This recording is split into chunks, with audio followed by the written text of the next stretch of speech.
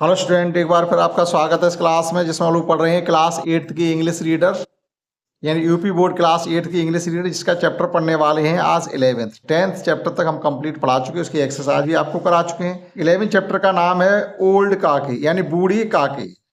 ये किसी एक ऐसी महिला की कहानी है जो बूढ़ी है, जिसका पति खत्म हो गया है। उसके पास जो भी प्रॉपर्टी थी वो उसने अपने भतीजे के नाम पहले से ही कर दी, अपने जिंदा होने पर ही। तो इस कहानी का जो उद्देश्य है वो ये है, वो आप पहले ही सुन लीजिएगा, बाद में पूछने या बताने की जरूरत नहीं है। ये आपको आपके समाज में ऐसे बहुत से एग्जाम्पल मिल जाएंगे जहाँ ऐसा देखने के लिए मिलता है। कोई सिंगल महिला है जिसका ना पति है ना कोई खुद के मतलब बेटे हैं, तो भतीजों को या अपने परिवार के किसी और सदस्य के जो है प्रॉपर्टी अपने जीवित रहने पे ही दे देती है। और वो लगता है उसको, हम इसको जब अब ये प्रॉपर्टी इसके नाम कर देंगे या इसको हम ट्रांसफ़र कर देंगे तो ये हमारी देखभाल कर देगा। यही उसकी सबसे बड़ी भूल होती है। जैसे ही उसकी प्रॉपर्टी दूसरे के नाम ट्रांसफ़र होती है, समझो उसके बुरे दिन शुरू हो जाते हैं। फिर उसको एक एक रोटी के लिए मोहताज होना पड़ता है। ऐसे हजारों एग्जाम्पल आपको समाज में देखने के लिए मिल जाएंगे। ऐसा ही आपको एक इस कहानी पढ़ने के लिए मिलेगा। आइए शुरू करते हैं। ये मुंशी प्रेमचंद्र के से लिया गया है, बूढ़ी काकी, उससे एक ये कहानी ली गई जो आपको सिखाई जा रही है यहाँ पर। आइए शुरू करते हैं। There was an old lady called Kaki. एक बूढ़ी औरत थी जिसका नाम था काकी। उसे ज्यादातर लोग काकी कहते थे। कहने मतलब ये था, नाम कुछ और भी हो सकता था लेकिन वो एक प्रचलन में आ जाता, उनको काकी काकी सभी कहने लगे। She crept because her hands and feets were very weak. Crept का मतलब क्या होता है, आपने देखा होगा, ज्यादा बूढ़े लोग हो जाते फिर थोड़ा झुक करके धीरे धीरे चलने लगते हैं। तो सी क्रेप्ट, क्रेप्ट मीन्स होता है झुक करके धीरे धीरे चलना, रेंगना, मतलब आपकी तरह तेज भाग ना पाना या तेज चल ना पाना या सीधे खड़े ना हो पाना, ये सब उनके पास अब ऐसा नहीं था क्योंकि वो ज्यादा बूढ़ी हो चुकी थी। She crept because her hands and feet very weak. क्यों वह रेंग रेंग करके धीरे धीरे क्यों चलती थी? क्योंकि उनके हाथ पैर बहुत कमजोर हो चुके थे। Her husband had died long ago, और उनके पति बहुत पहले ही खत्म हो चुके थे। Her husband had died long ago. Long ago के मतलब क्या हुआ, जब वो जवान रही होंगी तभी उनके पति की डेथ हो गई होगी। ठीक है, इसीलिए शायद उनके बच्चे खुद के नहीं थे। She lived with her nephew. Nephew means होते हैं भतीजे और नाइस मीन्स होते हैं, नीस मीन्स होती है भतीजी। सी लिव्ड विद हर नेफ्यू, और वह भतीजों के साथ में रहते थे। भतीजा कहिएगा, भतीजे के साथ में रहती थी जिसका नाम था बुद्धिराम। बुद्धिराम नाम का वह भतीजा था जिसके पास वह रहती थी या जिसके साथ रहती थी। She had transferred all the property to him. देखो वही बात आ गई, she had transferred all the property to him. उनके पास जो भी संपत्ति थी, भाई खेत होगा, गहने पैसे जो भी होंगे, सब उन्होंने क्या किया, मकान भी होगा, अपने इसी भतीजे बुद्धिराम को उन्होंने ट्रांसफर कर दी कि आप रख लीजिएगा और हमारी देखभाल, हमारी रोटी की जिम्मेदारी भी आप लीजिएगा। रूपा बाज बुद्धिराम वाइफ, और रूपा जो है बुद्धिराम की पत्नी का नाम है। ठीक। Buddhiram has two sons and a daughter Ladli. Buddhiram के दो लड़के हैं और एक लड़की जिसका नाम है लाडली। ये पूरे परिवार की कहानी होगी, इतने लोग हैं। Now the boys never behaved properly with काकी। इनमें से कोई भी व्यक्ति, boys never behaved, behave means होता है व्यवहार करना। Boys never behaved properly with बूढ़ी काकी। बूढ़ी काकी से कोई सही तरीके से कभी व्यवहार नहीं करता था। They use to tease her, use to लिखा हुआ, इसका मतलब वे उसे चिढ़ाया करते थे। They use to tease her a lot, वो है उसे यानी सभी उसको चिढ़ाया करते थे। अच्छे साथ उसके साथ कोई व्यवहार नहीं करता था, अच्छे से बात नहीं करता था, अपने लिए बैठने नहीं देता था, अपने पास बैठ के खाना खाने नहीं देता था। ये सब चीजें उनकी चलती रहती थी।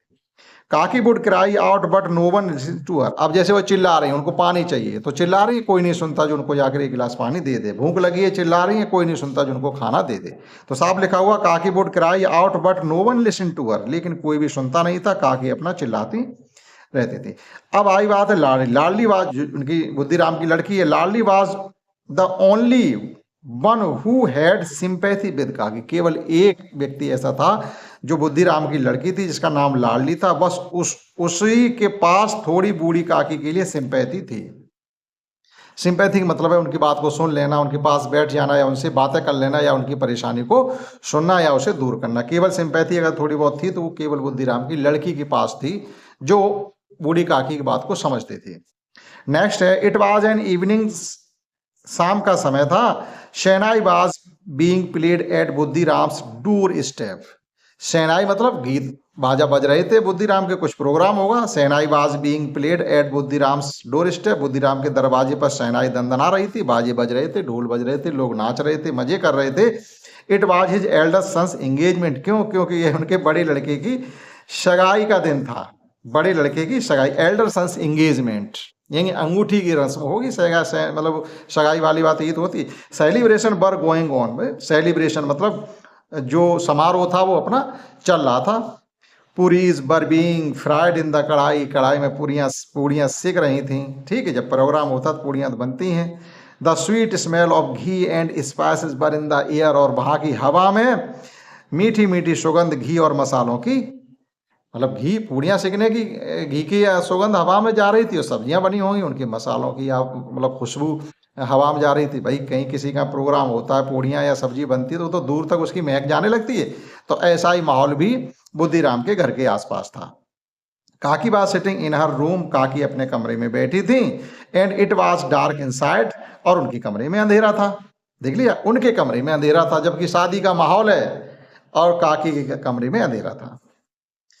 She could smell the crispy and sizzling puris. अब आप अंदाजा लगाइएगा, सी कुड स्मेल, उनको भी महक लग रही थी उन कुरकुरी और गर्मा गर्म पूड़ियों की।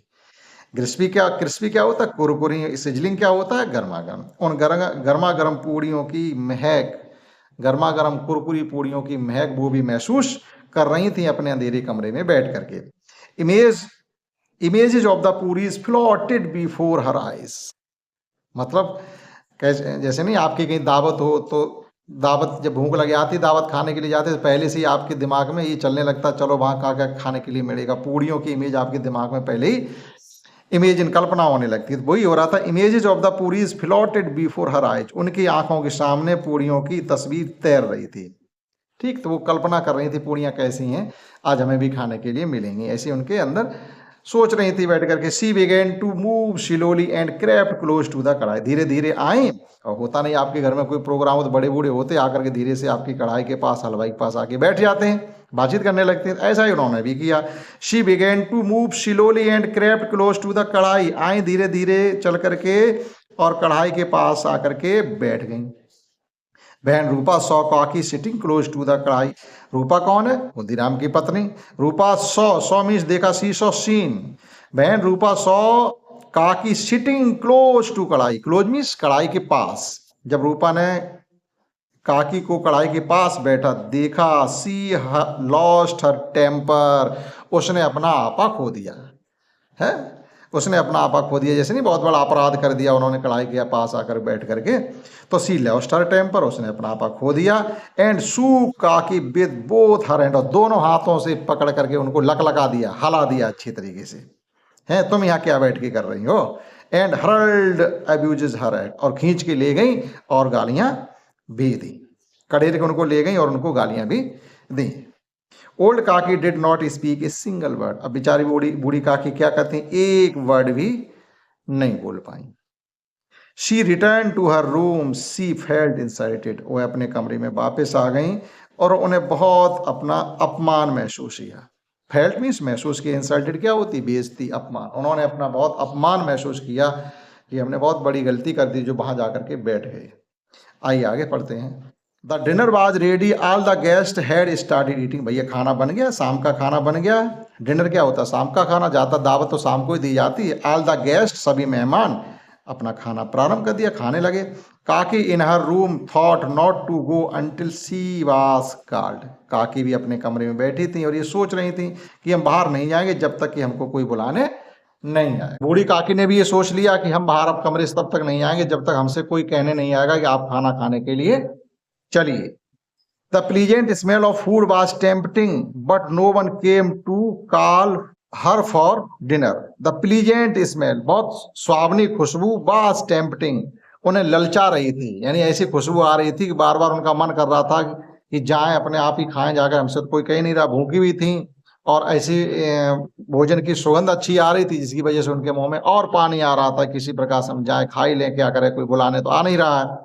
तो the pleasant smell of food was tempting but no came to call her for dinner, लेकिन कोई भी उन्हें बुलाने नहीं आया और वह स्वावनी एक मतलब सौंधी सौंधी भोजन की खुशबू बहुत आ रही थी और वह ललचा रही थी। ये सोच रही थी कोई बुलाने आए तभी जाए, क्या करें, जाए कि ना जाए।